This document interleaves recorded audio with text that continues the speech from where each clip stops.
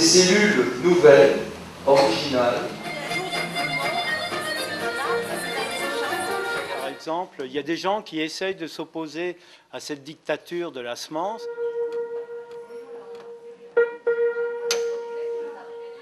Tu sais, c'est un forum sur la paix, hein. Okay. Les pionniers du Nouveau Monde sont à Menetou Salon, commune en terre vive. Bravo Menetou.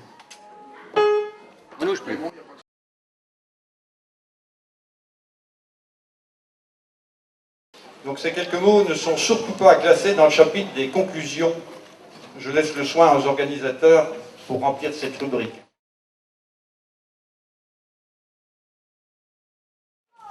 Mais plutôt pour vous exprimer le ressenti d'un maire d'une petite commune rurale. Depuis le début de mon mandat, je suis chaque jour confronté à des situations inédites auxquelles je dois toujours faire face de toute façon. Donc parfois il y a des situations très faciles, une fuite d'eau, on fait venir la sorte, chez nous c'est la sorte. Un animal qui s'enfuit de son enclos, on cherche le propriétaire. Il y a des situations un petit peu plus délicates évidemment, un accident, un suicide. Mais il y a des situations qui sont parfois étonnantes. Quand une administrée frêle et volontaire vient vous voir et vous fait part de son souhait d'organiser un week-end sur le thème paix et solidarité, on se pose quand même des questions. Enfin, en tant que maire, je me pose des questions, je ne peux pas les éviter. Quelle association représente-t-elle? Quel est le but de l'association? Donc on se pose la question de savoir si un engagement de la commune vaut caution de la manifestation. Pour en faire part aussi aux conseillers. Est-ce qu'on peut appeler ça des questions simplistes? Peut-être, mais je ne pense pas. Tenace et incisive, nous allons l'appeler DH. Elle vous demande si la salle des fêtes pourrait être mise gracieusement à disposition. Et puis une petite subvention, ça ne fait pas de mal. Vous vous dites qu'elle ne manque pas d'air. Hein. Mais le conseil municipal dit oui. Des mois passent.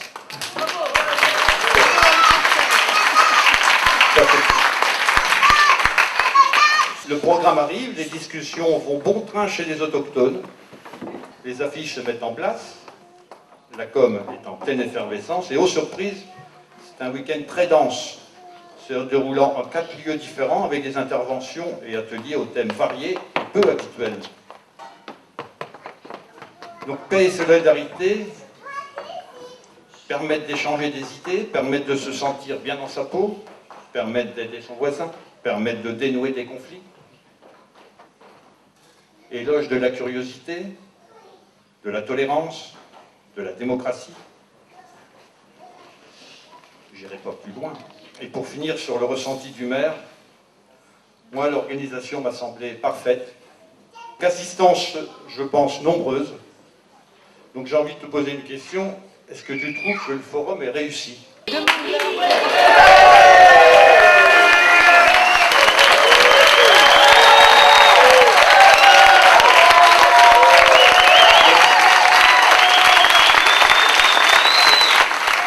Je vous dis à tous beaucoup de félicitations, je ne sais pas comment on peut dire ça, un gros paquet de félicitations aux organisateurs, à Daniel, et peut-être à l'année prochaine.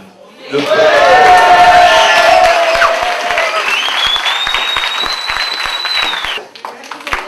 grand merci parce que tu nous as fait confiance. C'est une première, c'est pas évident, une première édition avec des thèmes peut-être nouveaux pour une commune. Voilà. Mais en même temps, ça réunit des énergies diverses et variées qui veulent une meilleure qualité de vie.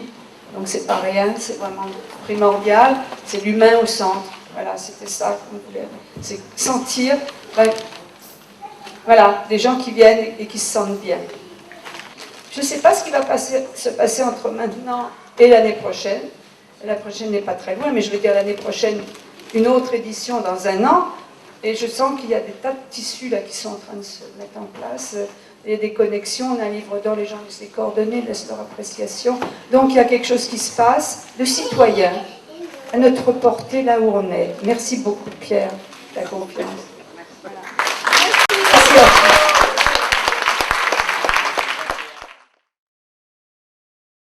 pourquoi ce forum d'initiative de paix? En fait, je voulais créer une plateforme équipée en audiovisuel, qui serait vraiment au service des personnes ou des associations, de toute personne ou association qui le désire et qui a envie de venir présenter une initiative de paix passée, présente ou à venir. Et pourquoi ça?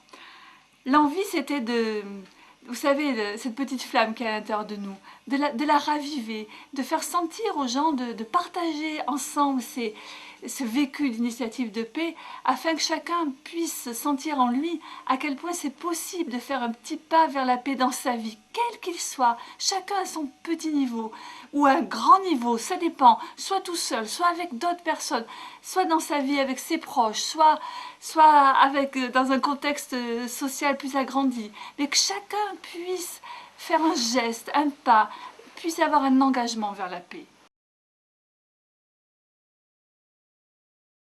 Eh bien, voilà pourquoi j'ai répondu présent à ce forum, parce que je crois que je suis un petit peu fou, venir si loin, offrir son métier, voilà, d'artiste, de clown. Il faut être un petit peu fou, donc je pense que je suis un petit peu fou, puis peut-être un tout petit peu sage aussi, et puis un petit peu amoureux de ce qu'on appelle la paix, de ce qu'on appelle le bonheur, de toutes ces démarches qui vont vers un monde meilleur, mais surtout une démarche individuelle. Donc voilà, je suis heureux d'offrir mes diverses compétences dans, par exemple, l'atelier du bonheur avec Michel, ou dans l'intervention clown de ce matin. C'est un plaisir, et longue vie et grand développement à tous ces festivals, à tous ces forums de la paix. Merci de votre attention. Ce qui a motivé mon engagement et ma démarche dans une agriculture respectueuse de la santé et de l'environnement, c'est déjà d'observer tous les désordres, les désastres que produit toujours le modèle alimentaire industriel. Mais c'est aussi mes parents qui se sont convertis à l'agriculture biologique alors que j'avais quitté la terre à un moment donné. Et donc, ce qui m'a frappé, c'est quand mon père m'a dit « J'ai rencontré ton ancien professeur d'agriculture », il nous a dit qu'il s'était trompé sur toute la ligne, il fallait réapprendre tout le contraire de ce qu'ils avaient appris. Alors là, ça m'a vraiment interpellé. Et petit à petit, je suis revenu à la ferme, je venais régulièrement, j'ai suivi des séminaires, biodynamie, etc. Et donc, j'ai été de plus en plus convaincu, j'ai rencontré des gens extraordinaires. Hein. On a parlé là tout à l'heure de Baranger, de Steiner, de Pierre Rabhi. L'engagement, c'est ça, c'est la recherche de cohérence entre notre vie, qu'est-ce qu'on est venu faire ici? Moi, j'avoue qu'il y a une démarche philosophique derrière depuis le début, qui est plutôt même une recherche spirituelle, qui est qu'est-ce que je suis, pourquoi je suis venu là, à quoi je sers, quel est le sens de la vie. Voilà. C'est en fait une quête de sens qui vous amène dans une démarche où vous trouvez une cohérence. L'alimentation, la santé, la terre, c'est la base.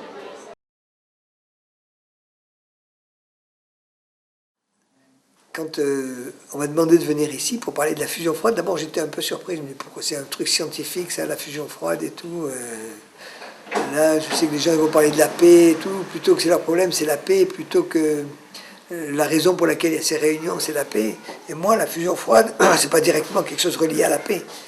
Et puis je me suis dit, mais en fait, oui, la fusion froide, ça peut vraiment aider à apporter la paix sur la Terre, parce que ça peut justement simplement empêcher les gens de faire des guerres, au moins. Ça apportera peut-être pas la paix, mais peut-être moins de guerres. Le 23 mars 1989, j'ai entendu parler d'un phénomène incroyable. Des gens avaient découvert la fusion froide, faire de l'énergie avec de l'eau à basse température, dans les conditions ordinaires, quelque chose de simple, de petit. Et tout de suite, j'ai compris que c'était quelque chose qui avait un potentiel énorme, parce que ça pouvait aider les gens à avoir une énergie. L'humanité s'est développée grâce à l'énergie, et il y a des pays où il n'y a pas beaucoup d'énergie, et la vie est difficile, parce que justement, il n'y a pas d'énergie facile à obtenir. Et je me suis dit, ça c'est vraiment génial, c'est quelque chose qui me plaît beaucoup, parce que c'est à la fois scientifique, et je suis un scientifique, donc j'aime tout ce qui est scientifique, mais aussi c'est quelque chose qui peut aider l'humanité entière, les gens. J'ai réalisé à quel point beaucoup de guerres ont été faites à cause du problème de l'énergie, pour avoir de l'énergie. Et ça pourrait empêcher ces guerres-là, parce que l'énergie sera accessible à tout le monde. Pouvoir rendre l'énergie accessible à tous les gens de la Terre, c'est une révolution qui est en train de se produire. Et moi, participer à cette opération-là, c'est magnifique. Je veux dire ouais, j'y étais, quoi. En gros, j'y étais. Bonjour, je suis François Rouillet, coordinateur national des incroyables comestibles en France. Et je suis venu à Menetou Salon, Forum Paix et Solidarité, pour parler de notre démarche citoyenne participative des incroyables comestibles. Et c'est quoi les incroyables comestibles? C'est simple, c'est un nouvel art de vivre rendu possible par la co-création joyeuse de l'abondance partagée.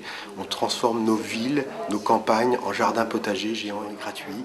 Les habitants se reconnectent entre eux. On en a fait l'expérience dans notre village à Corroy-la-Roche en Alsace. Et en mettant un bac de nourriture à partager devant la maison, les voisins sont venus parler, les enfants viennent cueillir, et puis des voisins deviennent des amis. On jardine ensemble, on découvre des techniques de jardinage tout à fait nouvelles, avec l'agroécologie, la permaculture. Et puis après, on va transformer nos aliments, on cuisine ensemble.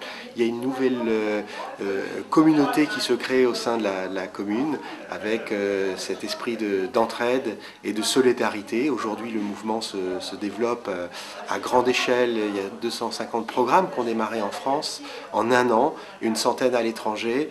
Et donc ça se développe de manière exponentielle aux quatre coins du monde parce que c'est facile à réaliser. On plante, on arrose, on partage et l'abondance est le fruit du partage.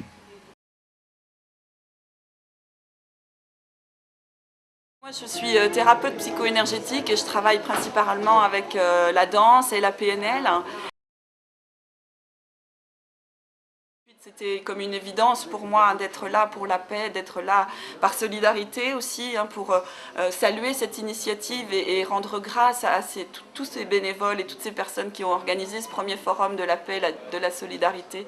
Et ce matin justement j'ai animé un atelier de danse que j'ai offert et que c'était vraiment une danse pour la paix, une danse d'intention parce que pour moi la paix dans le monde elle passe par la paix dans le cœur de chacun et que si on commence par être en paix avec soi, alors on peut être en paix avec le monde.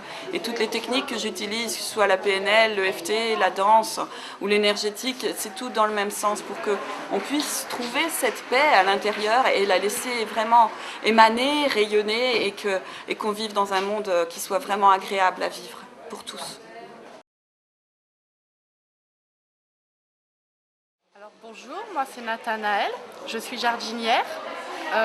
J'ai décidé il y a quelque temps de me mettre à la protection des semences suite au compte-rendu de la Cour de justice de l'Union européenne qui nous a interdit la reproduction et la vente de nos variétés anciennes de légumes. J'ai décidé de venir porter ma graine sur le forum de la paix parce que pour moi, semer la vie, ça va avec semer la paix, semer l'amour et la solidarité. Bonjour, donc je suis Guillaume, faucheur volontaire depuis pas mal d'années maintenant, 2001, ma première action. Moi je trouve que les OGM rassemblent la quasi-intégralité ou l'intégralité des délires de ce monde, tant sur l'aspect économique, sanitaire, social, environnemental, scientifique, éthique, philosophique. Et je crois que pour vivre, il faut manger aussi. Et devant l'avancée de ces nouvelles techniques scientistes agricoles, je n'ai pas pu faire autrement que de m'investir dans le mouvement des faucheurs volontaires afin de combattre cette ineptie. Je crois qu'il n'y a pas d'autre mot. Alors il faut savoir que les faucheurs volontaires s'inscrivent depuis le début, ça fait même partie de leur charte dans la non-violence. C'est quelque chose qui est fondamental chez nous. Moi personnellement, en 15 ans d'action, j'ai jamais vu un geste de travers, en tout cas des faucheurs vis-à-vis des autres, de violence contre les personnes. Solidarité parce que c'est le fondement même aussi des faucheurs. On est tous ensemble, en action, en visage découvert, on assume nos actes jusqu'au bout, dans la solidarité, la non-violence pour ne pas le répéter. Donc la présence des faucheurs, je trouve, est tout à fait, c'est tout à fait logique qu'on ait été invité ici. Et je vais donc faire une présentation très rapide de différents types d'OGM qui sont en train de... Enfin, qu'on voit déjà dans nos champs. Il n'y a pas que cela, c'est pour ça que je vais faire une présentation des différents types, pour ne pas les confondre. Et un petit historique de la résistance, de ces 10 ans de résistance face aux OGM agricoles, au travers de photos que je réalise depuis maintenant une dizaine d'années.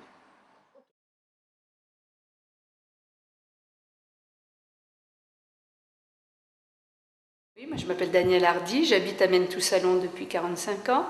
Et vraiment mon souhait, ce qui me tenait vraiment à cœur, c'est que là où je vis, dans ce village, je puisse rassembler toutes ces belles énergies qui sont là et qui font vraiment de belles choses pour une meilleure qualité de vie. J'ai invité donc des gens au fil du temps, j'ai rencontré un tel et puis un tel, et en fait c'était tout comme un puzzle, quoi, des pièces qui s'imbriquent, qui se rassemblent. Et aujourd'hui, ben voilà, le puzzle a l'air d'être pratiquement complet. Enfin, il y a toujours de la place encore, et ça ne demande qu'à grandir. J'espère qu'à Vierzon d'ailleurs, comme dans d'autres villes, à Bourges, Orléans, ça va fleurir, et on va vraiment tous transmettre vraiment une énergie très positive pour ce monde qui en a bien besoin. Voilà.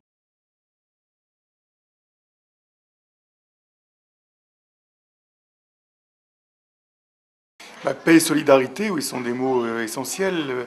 Je pense que la solidarité, elle commence déjà avec soi-même, être solidaire avec soi. Beaucoup de gens ne sont pas solidaires avec eux-mêmes. Voilà, ils se dévalorisent, ils se déconsidèrent. Il y a des gens qui s'autodétruisent. Donc déjà, la solidarité, elle commence déjà avec soi-même. Si je suis déjà prêt à m'accorder la vie, si je suis prêt à m'accorder l'amour, si je suis prêt à m'accorder la joie. Alors le fait que les personnes ne soient pas en paix avec elles-mêmes, c'est parce qu'il y a des grandes colères qui sont souvent liées à leur histoire, à leur vécu.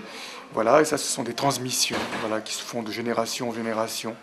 Je pense où l'amour n'a pas été porté, où l'amour a parfois été vécu d'une manière coupable, honteuse. Et moi, tout mon travail aujourd'hui, c'est de dire aux gens, mais voilà, vous avez de la valeur, considérez-vous, accordez-vous, et ça c'est un mot important en musique, s'accorder.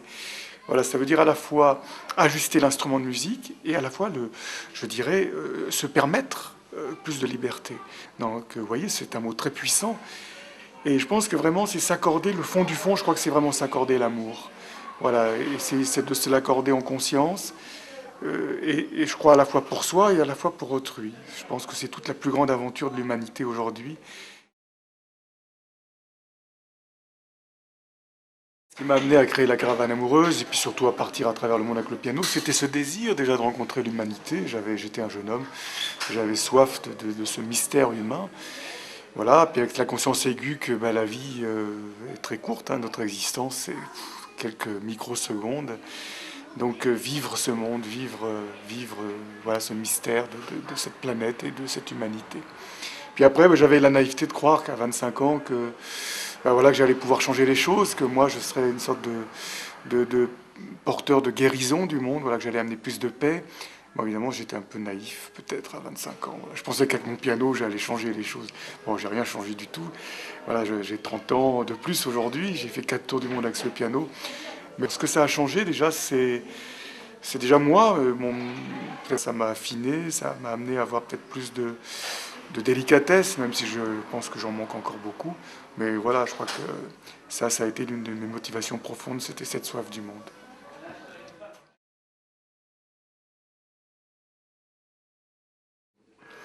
Oui, en fait, la fausse note, c'est justement la note que l'on n'accueille pas, la note que l'on n'accepte pas. Donc à partir de ce moment-là, si un pianiste joue et qu'il s'arrête parce qu'il a fait une fausse note, d'abord tout le monde va s'en rendre compte et tout le monde va en déduire qu'il s'est trompé. Alors le problème, c'est que souvent les gens ne sont pas très tendres avec les gens. Et donc quand il s'est trompé, tout le monde va conclure qu'il ne sait pas jouer. Donc l'arrêt de la musique est immédiat. Donc dans les cours de musique, si un professeur critique l'élève qui fait une fausse note, l'élève il va arrêter de jouer. Et c'est comme ça dans la musique de la vie, pour qui finalement pour plein de gens, pour qui la musique de la vie va s'arrêter. Voilà. Et je pense que la fausse note, elle est là, et notre responsabilité est justement de l'accueillir pour pouvoir la transformer et l'amener vers l'harmonie. C'est, je pense, tout notre devoir d'être humain, ce qui est pour moi même le sens même de notre humanité. Il est facile de diaboliser, il est facile de fermer la porte, de condamner quelqu'un lorsque justement il y a maladresse. On commet tous des fausses notes et des maladresses, voilà, moi y compris. Et voilà, je pense que tout le sens pour moi du mot humain, c'est justement de nous accueillir les uns les autres, de nous accompagner avec bienveillance, tout en se disant, ben voilà, j'ai confiance en toi, je suis sûr que tu peux aller vers le beau. Je pense que c'est lié à la fois à une volonté de tout à chacun, et puis à une sorte de foi profonde dans ce qu'est l'être humain, qui est pour moi une sorte de processus, voilà, une sorte de cheminement vers l'harmonie.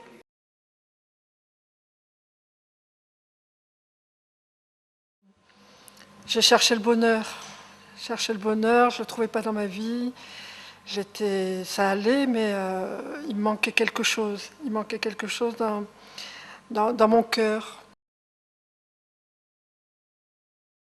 Donc voilà, je suis artiste, j'ai fait de l'animation, j'ai pratiqué un peu tous les arts. Et puis, à un moment donné, je me suis dit que le bonheur existait. Et je crois que c'est à ce moment-là où j'ai pu cheminer vers. Avant, j'y croyais sans y croire. Je cherchais. Et quand je me suis dit, le bonheur existe et il est pour moi, à ce moment-là, voilà, tout s'est transformé. Parce que, voilà, c'est comme des poids et des mesures. Voilà, si je donne tout mon poids à la souffrance, eh ben, je vais souffrir. Si je donne tout mon poids au bonheur, eh ben, je vais être dans le bonheur. Et donc, c'est ce que je propose avec Jean-Louis, l'exploration sensorielle du bonheur, parce que ce que j'ai trouvé aussi, bon, ça c'est mon parcours avec la danse, l'art, la peinture, c'est que on est un corps sensoriel. On est dans le ressenti, on est tous pareils, on ressent tous. Et malheureusement, on fonctionne dans le corps de pensée. On pense avec sa tête, donc là on peut fantasmer tous les concepts du monde, on se fait plaisir, on se fatigue beaucoup. Et le corps ne suit pas. Donc j'ai eu un apprentissage avec l'expérience corporelle où je sais profondément que le corps, il a tout en lui. Donc il suffit de se mettre à l'écoute. Il faut venir faire l'atelier qu'on propose, l'exploration sensorielle du bonheur, parce que tout est dit là-dedans. Le corps, il a tout, la vie, elle est à l'intérieur. Et si je me mets à l'écoute, si je ressens ce qu'elle veut me dire, ce qu'elle est prête à me donner, et ce que je dois lâcher aussi, hein, pour être de mieux en mieux avec elle et de plus en plus légère, voilà, la vie devient fluide. C'est comme une essence. C'est magique et c'est magnifique. Depuis un petit moment, donc, on fonctionne dans les actions de paix, parce que pour moi, la paix, c'est ça. C'est que chacun prenne en compte qu'il est un maillon de la vie et donc du bonheur. Si on se mettait tous dans le bonheur, eh ben, peut-être que la Terre deviendrait... On serait plus léger sur la Terre et on pourrait fonctionner ensemble. Là, les poids font que souvent on est en désaccord, en disharmonie. Donc voilà, moi c'est ma pratique du bonheur, ma pratique consciente pour être en paix et être dans la paix dans le monde.